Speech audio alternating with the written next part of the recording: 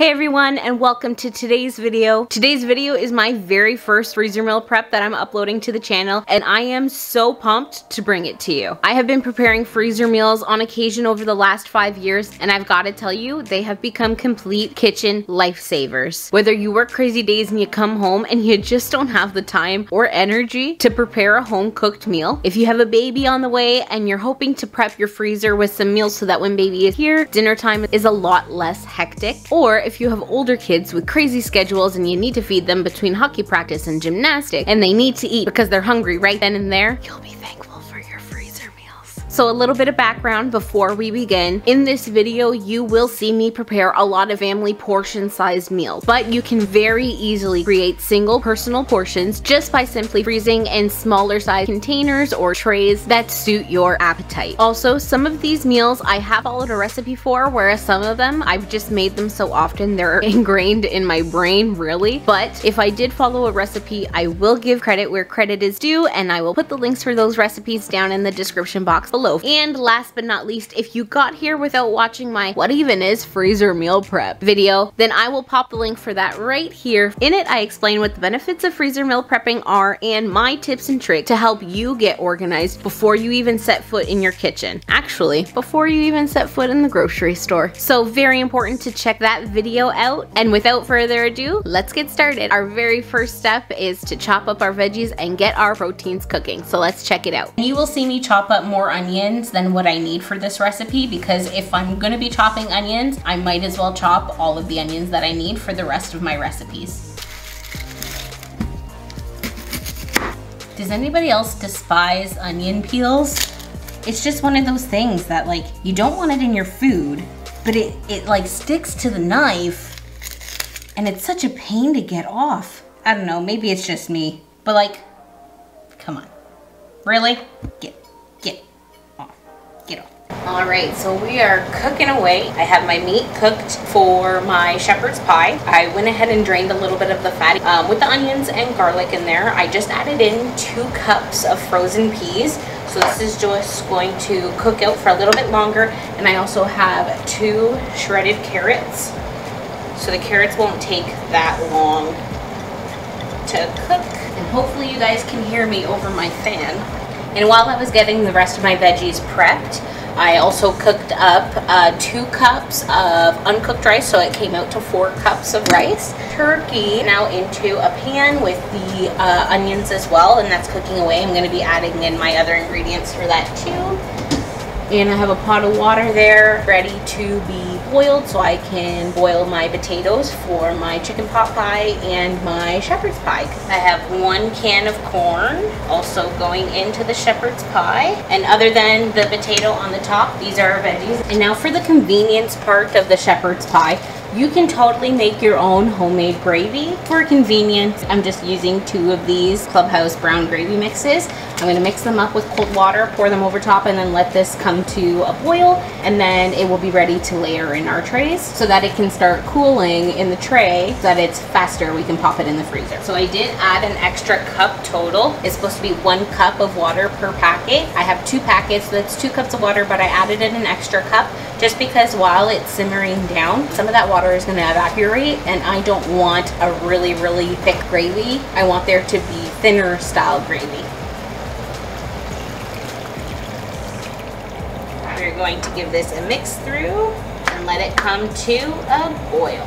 All right, so this is our turkey mixture, our ground turkey. This is for the taco rice casserole. So this is the turkey and onions. So we're gonna go ahead and add in the rest of the ingredients. So I am not following this recipe exact, just because some things are in cups when I actually have opened cans for it. So I'm just going to do it by can. You can follow the recipe if you wish. This is just what I'm choosing to do, just so that I don't have any leftovers of half-open cans. So I'm gonna add 1 can of corn. And I have 2 cans of drained and rinsed black beans, 2 cans of Rotel.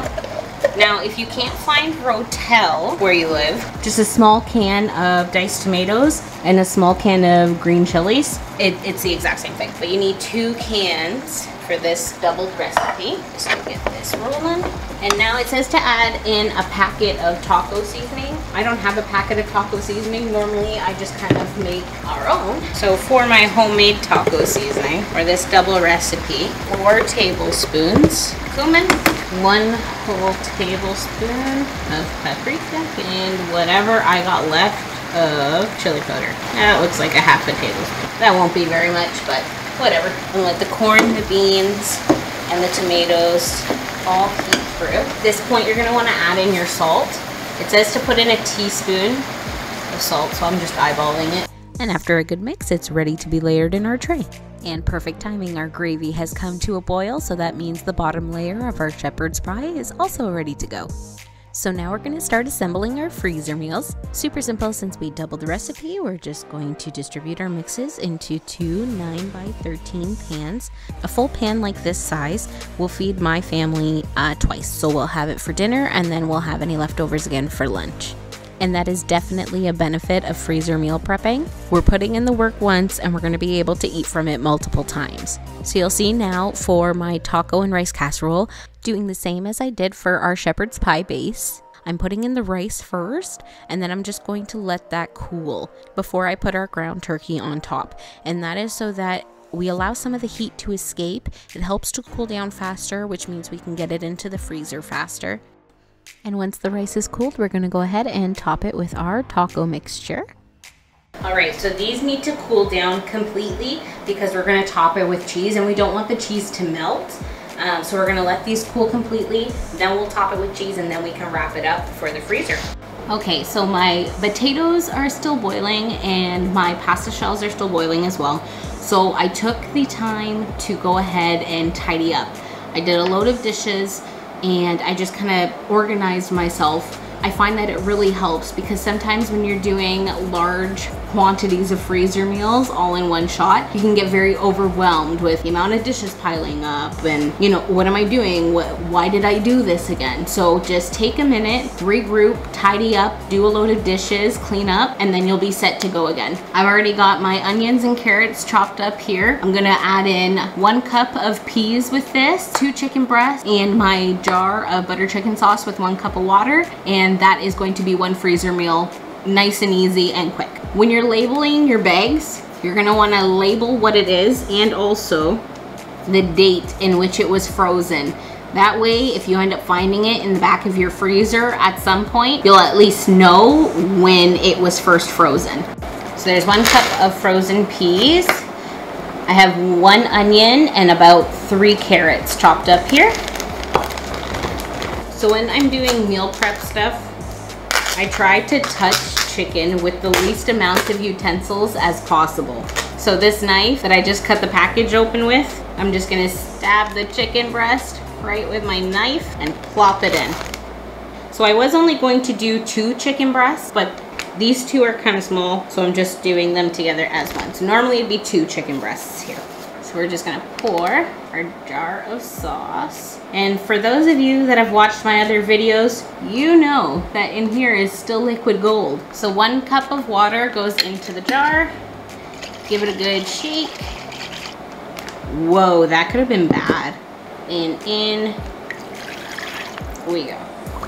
Take as much of the air out as possible.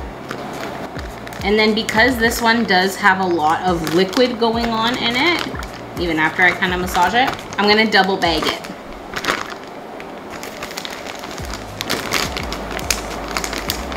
Alright, so my 12 small potatoes have finally finished boiling.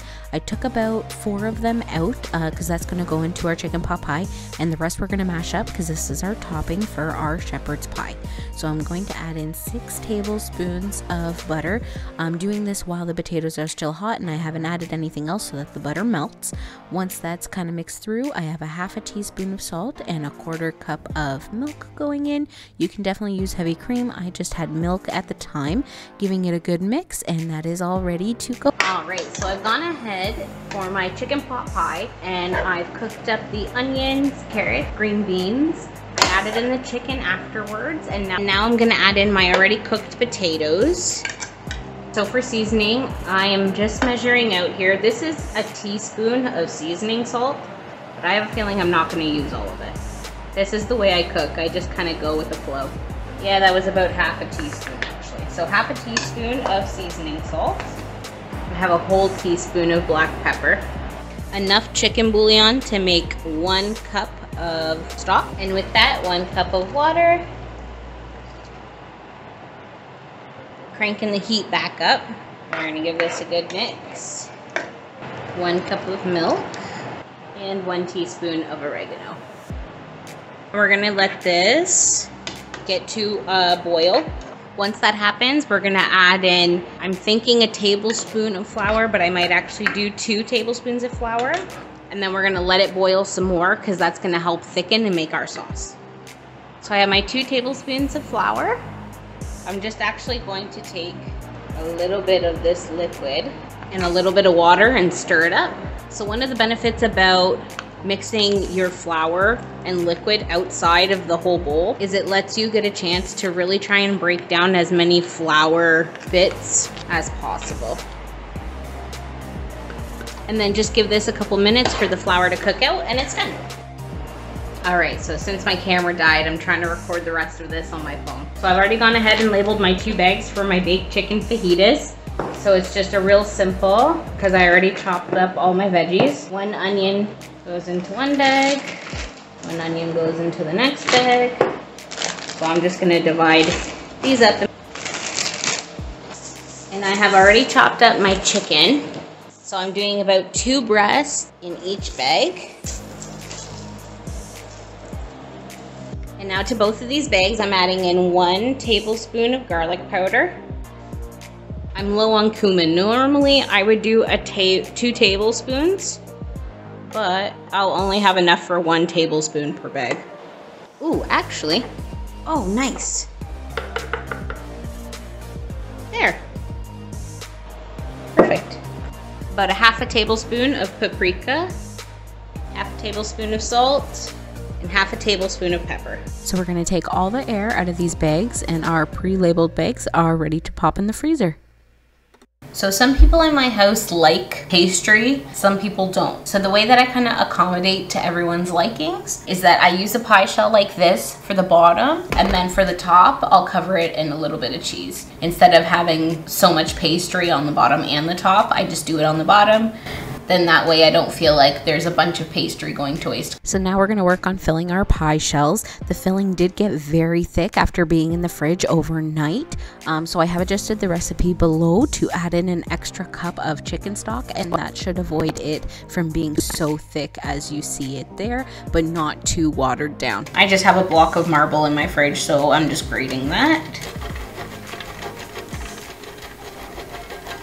And into the freezer they go. So I'm gonna work on our stuffed shells. So in the bowl already, I have 300 grams of spinach. The spinach was frozen, and then I let it thaw completely, and then I squeezed out as much of the water as possible. You really wanna make sure that you get as much of that water out, or else your filling is going to be really liquidy and runny. To our spinach, we're gonna add a 475 gram tub of ricotta cheese. About a half a cup of Parmesan cheese. I'm going to add in 1 egg first, give it a mix, and if I think that it's a little too dry, then I'll add in a 2nd egg. I'm gonna add in that 2nd egg.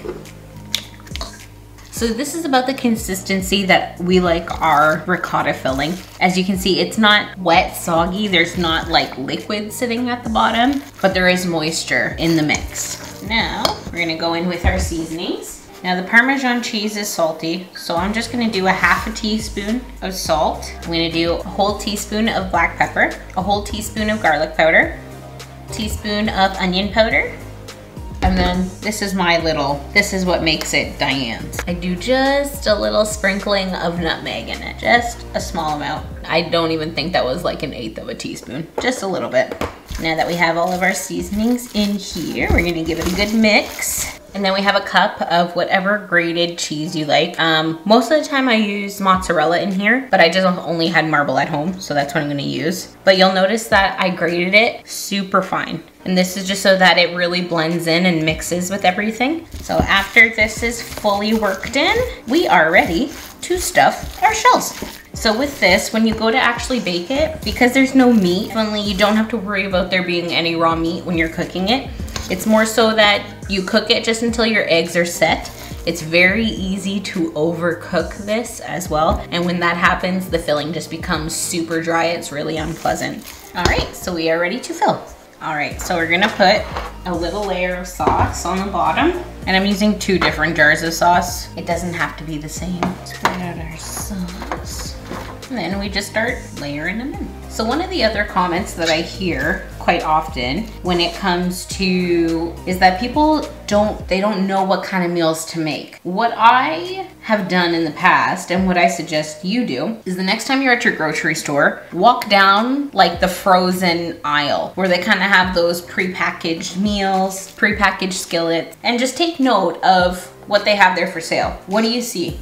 In mine, you see a lot of lasagnas. Actually, you do see butter chickens with rice. What else do you see? Oh, you see the shepherd's pie. So clearly me going through that one aisle at the grocery store has helped me figure out ideas of what I should make. All right, so depending on the size of your shells, it will determine how much filling you have. I ended up going with really large shells, so I got 12 shells in each tray filled. So then we're just gonna pour our sauce over top. It's your choice whether or not you want to top this with cheese now before you put it in the freezer, or if you would prefer to just pop it in the freezer like this, and then when you go to cook it, maybe 10 minutes before it's done, you sprinkle freshly grated cheese on top, and then pop it back in the oven for a little bit just to melt the cheese. So it's totally your choice. I have done both ways and they both turn out perfectly fine. And you can use whatever sauce you like, and these will go into the freezer. All right, so next up is freezer chicken enchiladas. I am going to make this a little differently than what the recipe calls for. So the first thing you're gonna need is 2 cups of leftover diced rotisserie chicken. I didn't have rotisserie chicken, so then what I did was I just threw a couple chicken breasts into my Instant Pot and just cooked them up, which is just as good. So we're just gonna make sure that we have around 4 cups of chicken breast, just because we are making 2 trays for this. This is going to be so good. So I'm just chopping up my chicken. So when I cook this in my Instant Pot, I just used some salt, pepper, and onion powder with a cup of water, just because I was pressure cooking it. So you need that liquid in there for that. Okay, so we have our 4 cups of chicken here. The next is to add the enchilada sauce. We don't have that. So I'm just gonna crack open 2 cans of Rotel. And actually me using the Rotel then eliminates me having to add in cans of diced green chilies, because the Rotel already has green chilies mixed in it. 1 cup of cheese total for inside the mixture, since I'm doubling this. 1/2 cup of sour cream, but because we're doubling the recipe again, so you need 1 whole cup. So we need 1/4 cup of cilantro per tray chopped up. So that means we need 1/2 cup of cilantro total. So we're gonna give this a chop, see how much this is, and we'll see if we need more. I would say that's about 1/2 cup. What? That never happens. That's chopped up enough for me. There is nothing like fresh cilantro. And because I always add in extra seasoning into everything I always make all the time, and I will forever. 2 teaspoons of garlic powder. Teaspoon of onion powder, and a tablespoon of oregano. And then we give this a good mix. So it doesn't look exactly as the recipe should, but I'm okay with that, because either way, that still looks pretty darn good. All right, let's fill some tortillas.